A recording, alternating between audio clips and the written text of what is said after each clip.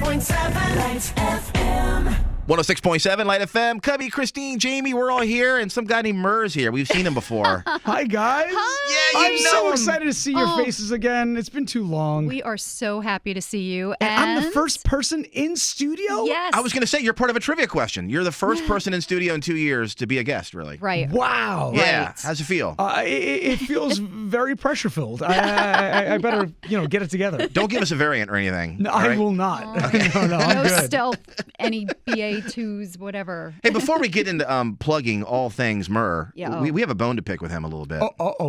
What did I do now? Okay, so Cubby and I we're sensitive. Right. And we were going over your Instagram, Yeah. and we love you, and we've been following you Sure. forever and liking your stuff, and we noticed that maybe you follow a lot of people in radio, but not. I don't follow you guys? You follow Oh, producer you follow Jamie. Okay. But you follow 90% of this building. Did I? 10%?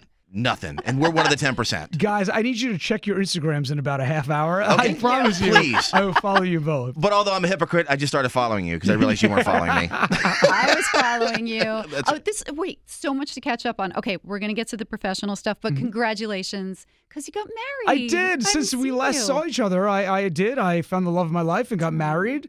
I still, part of me still wonders whether it's a punishment on the show and she's like an actress they cast because she's way out of my league, Thank God I'm funny, I guess. So you guys are great. the whole planning of the wedding happened during the pandemic? It did. We had to plan 4 different weddings. Our wedding was September 25th, 2020. Dude, you can't forget already. 2020. So the last 2 years are a blur. Yes, That's true. And we had to plan 4 different weddings. We had the full wedding we didn't get to do. The first venue we booked just went out of business.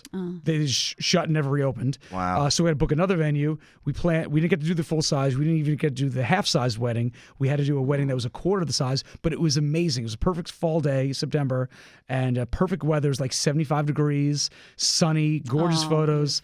And I have a crazy wedding story. Oh yeah. I beg. Do share. I had the most you know what? No, say it. We can bleep it. The craziest wedding. I'm gonna say. It's strange to me not to curse on air. I had the craziest wedding. First, my wife is a huge. We went on our first date to see Pretty Woman on Broadway, right? The musical. Oh yeah.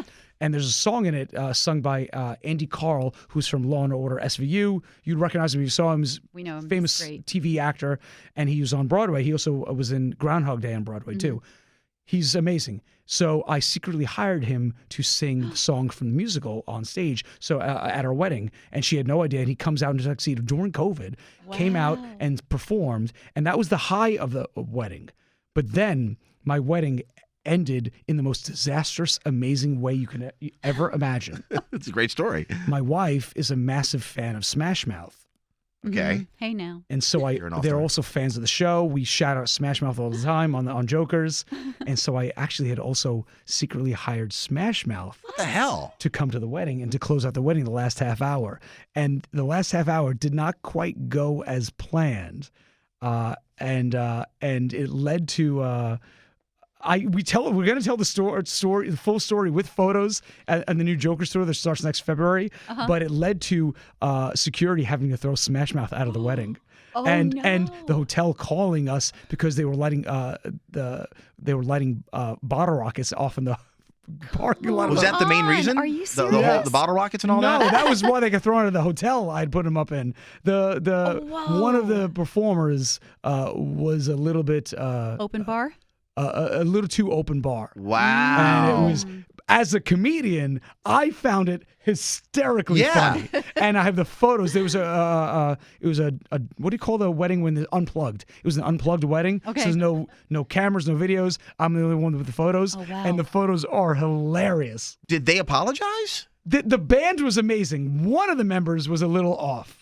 Who recently got, retired from the band. Got you. Wow. And it was, as a comedian, I cannot imagine a better ending to a wedding. Oh, wow. I will never go to a wedding like that again in my life. No, you won't. Yeah. Was, We your, tell the full story on stage next year. was your wife okay with it, or She was she loves upset? it. Okay. Well, she's got a better sense of humor than I do. Okay, so great. she did not marry me, Christine, for my looks. You know what I'm saying? Like, so she loved it too. But at one point, a mic got dropped, middle fingers got thrown. Wow. It was great.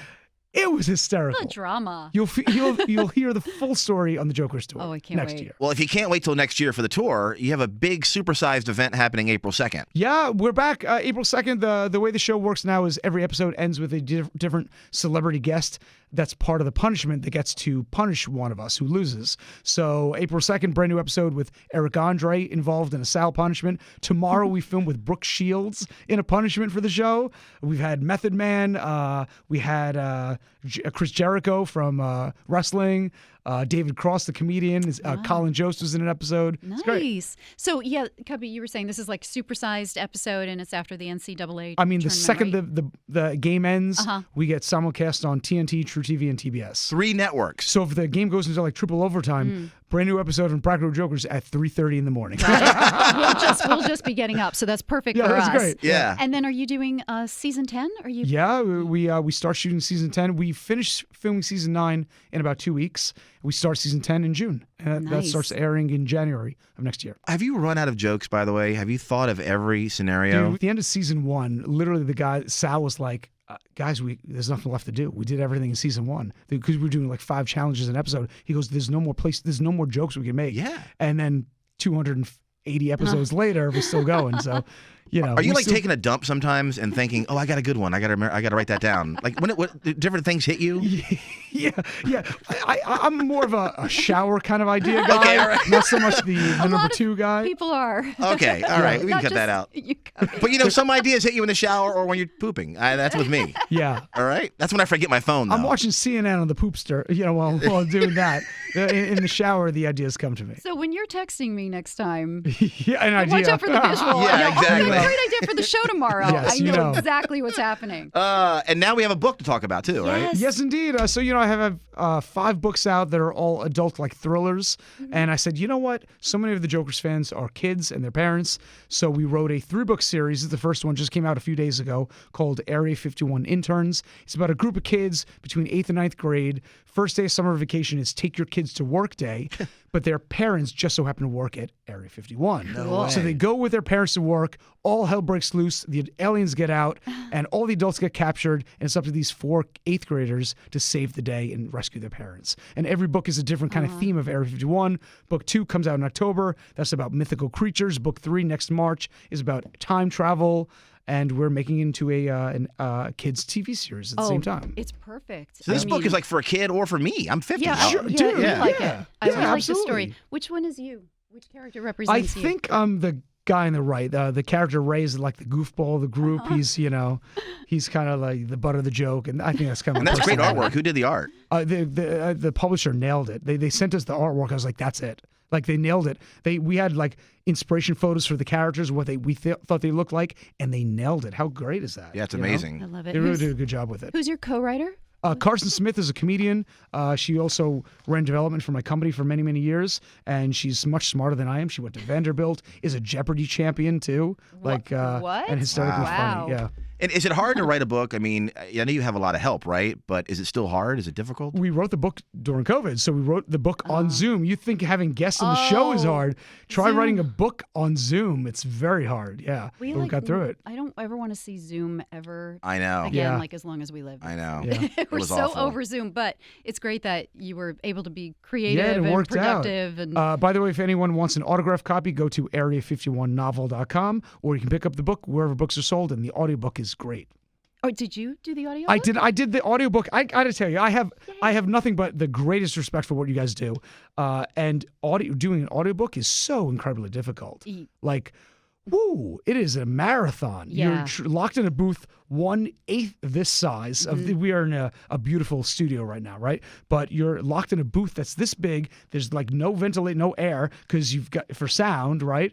And you're there for like 8 hours a day, 5 days a week to record an audio. I did the audiobook for the first 4 books I wrote, and it is Wow. And what was the benchmark every day? Like to do a chapter? you try to get through between 60 and 80 pages a day. Wow. That's quite a Yeah. clip. That's a lot. It's Yeah. grueling. Yeah. But when it's done, it's incredibly rewarding. At But the very end, did you like go the end? God Damn Yes, it. dude. It was like I was doing shots of whiskey. It was the best. You can beep on this? Yeah, right? we can believe it. The motherfucking ends. That's what it is. Yeah. Any more for Murr? We think we covered it all. I think we've got it all. Instagram, just saying. Where Yeah, should we, yeah. where should Follow we me follow online. you? And of course, I perform Murr Live. I'm playing the Paramount in Long Island on June 10th. Go to murrlive.com to get tickets. And I'm playing the Wilbur Theater in Boston, the famed Wilbur Theater, and lots more other cities as It's well. amazing. Murr, we love you. Yeah. Always a Love you too, down-to-earth guys. guy. And Thank you. thank you so much. Congrats on everything. Thanks for having me. 106.7 Lights FM.